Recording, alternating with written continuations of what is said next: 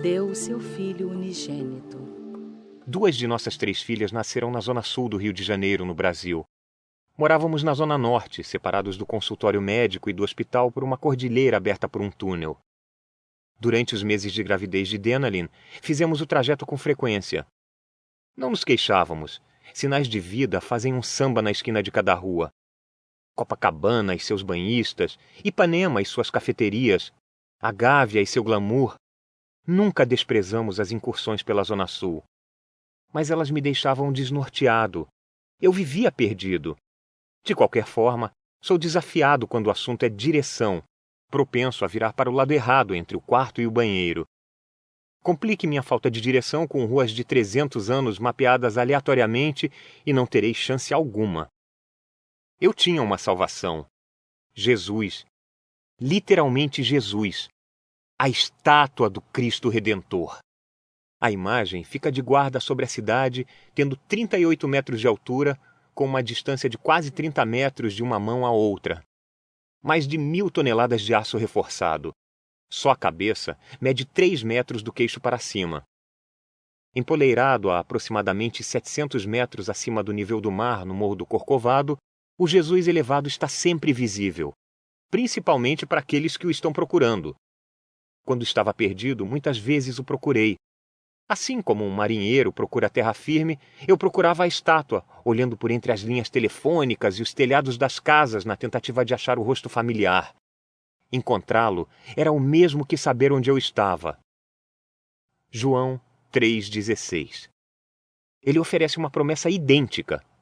O versículo eleva Cristo às alturas, coroando-o com o mais régio dos títulos, unigênito.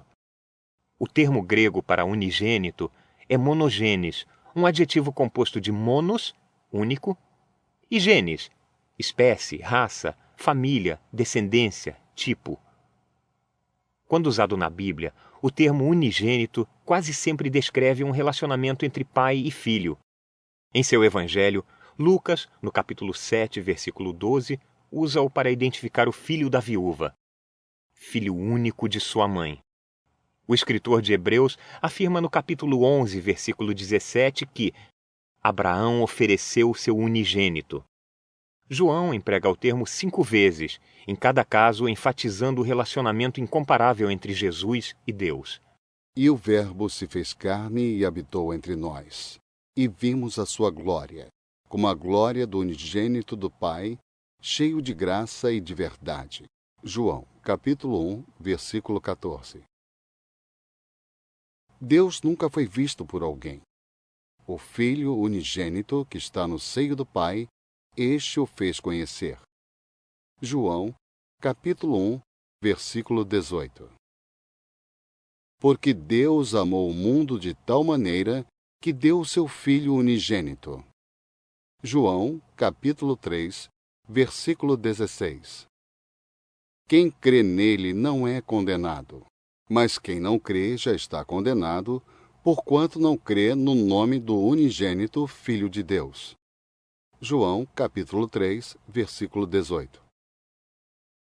Nisto se manifestou o amor de Deus para conosco, que Deus enviou seu Filho unigênito ao mundo para que por ele vivamos.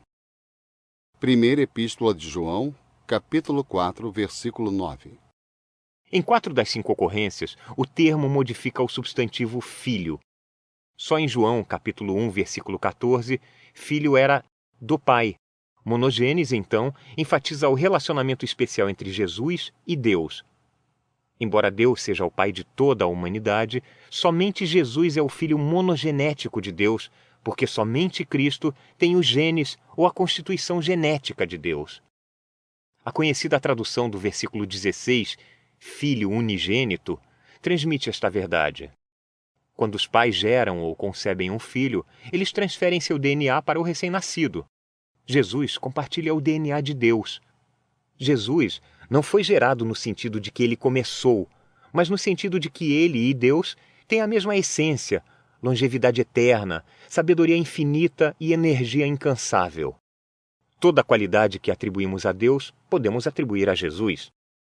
Em João, capítulo 14, versículo 9, o próprio Jesus declara que quem o vê, vê o Pai. E no capítulo 1, versículo 3 da Epístola aos Hebreus, também declara que Cristo é o resplendor da glória de Deus e a expressa imagem da sua pessoa. Jesus ocupa o pedestal inigualável de Cristo, o Redentor. Em Mateus capítulo 11, versículo 27, ele não declara a autoridade máxima, mas toda a autoridade. Todas as coisas me foram entregues por meu Pai. E ninguém conhece o Filho, senão o Pai. E ninguém conhece o Pai, senão o Filho, e aquele a quem o Filho o quiser revelar. Ouça essas palavras com atenção. Elas são a gota d'água ou a verdade máxima. Justificam uma reflexão deliberada.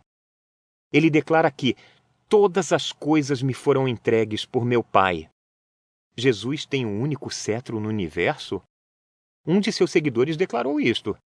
Um oficial romano enviou uma mensagem para Jesus, pedindo ao mestre que curasse seu servo. Então, Jesus fez uma viagem até a casa do soldado. Mas o homem enviou amigos para interceptarem Jesus, dizendo-lhe que não fizesse uma viagem desnecessária. Dize, porém, uma palavra, e o meu criado irá sarar. Porque também eu sou homem sujeito à autoridade, e tenho soldados sob o meu poder, e digo a este: vai, e ele vai. E ao outro: vem, e ele vem. E ao meu servo: faze isto, e ele o faz.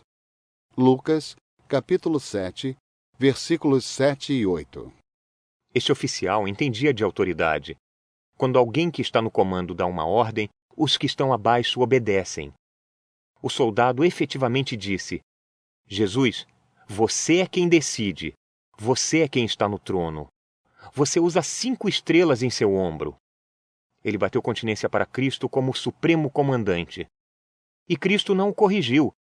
Jesus não atenuou a opinião do homem nem retificou seus comentários. Você me deixa lisonjeado, ele poderia ter dito. Mas ele não descartou a adulação como sendo um exagero. Em vez disso, ele a aceitou como algo apropriado. Digo-vos que nem ainda em Israel tenho achado tanta fé.